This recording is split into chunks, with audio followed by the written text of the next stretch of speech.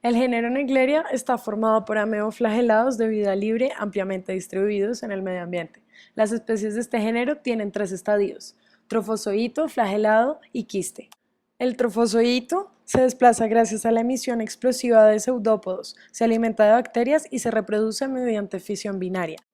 Puede transformarse en flagelado, un estadio en el que presenta dos flagelos anteriores. El flagelado no se divide, sino que revierte al estado de trofozoito. En condiciones adversas, el trofozoito se transforma en un quiste circular, resistente a las diferentes condiciones. El género Naegleria está considerado dentro del grupo de las llamadas amibas de vida libre. Naegleria fowleri es la única patógena para humanos y tiene una tasa alta de mortalidad. Tiene distribución mundial, encontrándose frecuentemente en cuerpos de agua dulce como lagos, lagunas, estanques, piscinas y canales de riego. Es a partir de 1983 que ha adquirido importancia médica debido a los informes de casos en países como India, Estados Unidos, Perú, Bélgica y Australia. Habitualmente se encuentra en forma de trofozoito, etapa que corresponde al estado de una ameba desnuda normal y por lo que puede recibir también el nombre de ameboide. La célula es alargada con un extremo anterior ancho donde se forma un pseudópodo para su locomoción. En esta fase puede reproducirse por fisión binaria, especialmente a temperaturas cálidas. Cuando las condiciones ambientales son desfavorables, forma un quiste esférico con doble pared que protege un gran nucleolio con el material genético, estado en el cual puede resistir largos periodos de tiempo. Después, Naegleria fowleri deriva en su tercera forma, la de flagelado. Su morfología en esta fase es piriforme, es decir, en forma de pera, con dos flagelos largos en el extremo más ancho, no puede reproducirse y solo puede mantenerse durante un máximo de 2 días en esta forma. Tras desplazarse en búsqueda de mejores condiciones, se pierden los flagelos y se vuelve a la forma de trofozoito. Naegleria fowleri es termófila y está presente de forma natural en aguas dulces a altas temperaturas. Se ha notificado la presencia de la gente en muchos países, generalmente asociados a aguas geotermales o piscinas climatizadas. También se ha detectado este microorganismo en sistemas de abastecimiento de agua de consumo, sobre todo cuando la temperatura supera los 25 grados. La única fuente conocida de infección es el agua. Los primeros casos fueron diagnosticados en Australia y Florida en 1965. Desde esa fecha se han diagnosticado aproximadamente 100 casos de meningoencefalitis amebiana primaria en el mundo. La enfermedad es aguda y los enfermos suelen morir entre 5 y 10 días después de la infección, generalmente antes de que se pueda realizar el diagnóstico. Para el diagnóstico se realiza generalmente una biopsia de piel o de córnea.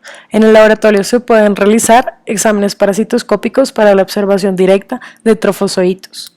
Entre los métodos inmunológicos se puede hacer una fijación de complemento, una inmunofluorescencia o el test de ELISA. Si el diagnóstico se realiza oportunamente, pueden emplearse tetraciclinas, ketoconazol y anfotericina B. Debido a que estas amibas son de vida libre, pueden estar en aguas estancadas, por eso no se debe nadar ni sumergirse en estas. Ahora vamos a ver por qué les dicen amibas come cerebro.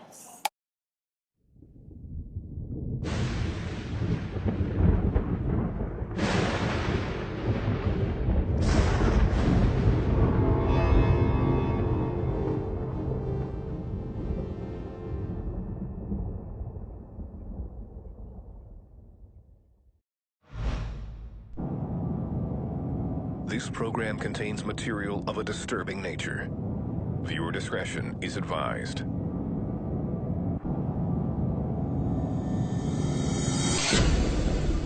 Naegleria fowleri is also known as the brain-eating amoeba. If you get infected with the brain-eating amoeba, you're in big trouble. This parasite is an out-and-out killer. But while its actions often have deadly consequences, the amoeba hijacks the brain for a benign reason: to find food and shelter. Inside the brain, the amoeba has a perfect environment to feed and reproduce. You have food, heat, moisture. It's perfect for them to live their lives. But by living their lives, these parasites endanger ours.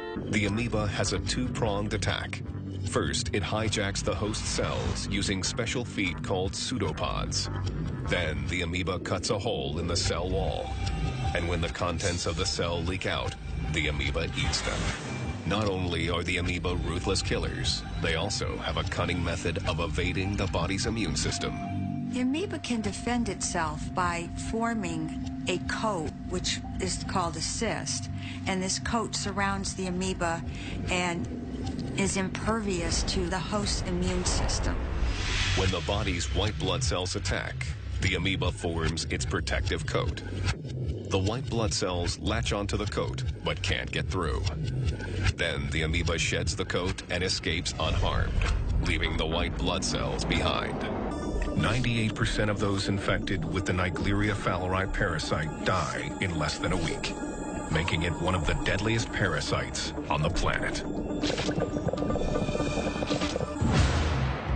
Naegleria fowleri lives in bodies of warm fresh water such as lakes and rivers in tropical and subtropical regions. The parasite can infect humans if contaminated water enters the victim's nose. There, the amoeba latches onto nerve cells in the nose and travels into the brain, causing a condition that is almost always fatal. Naegleria fowleri is a single-celled organism that typically lives in warm fresh water. It thrives in tropical and subtropical regions. Infection occurs when contaminated water enters the victim's nose. There, the amoeba latches onto nerve cells and makes its way into the brain.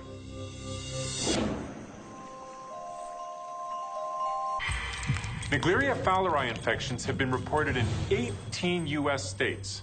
The majority of cases have occurred in Texas and Florida. To minimize the risk of becoming infected with the Naegleria fowleri parasite, the CDC recommends that people swimming in bodies of warm, fresh water avoid getting water up their noses. The CDC also recommends not stirring up sediment while participating in water-related activities. In the United States, less than 1% of individuals infected with the Naegleria fowleri parasite have survived. In most cases, the Naegleria fowleri parasite kills its host in less than a week. Naegleria fowleri is most common in lakes and rivers of the southern states, but it's been found as far north as Minnesota and as far west as California. Cases of human infection with Naegleria fowleri are actually very rare. Since 2004, only 34 cases have been reported in the United States, and the majority of those cases occurred in Texas and Florida. To minimize the risk of infection, the CDC advises people swimming in bodies of warm, fresh water to wear nose plugs. The CDC also recommends not stirring up sediment while participating in water-related activities. For more blood-curdling monsters and their hideous habits, visit our website, animalplanet.com/monstersinside me.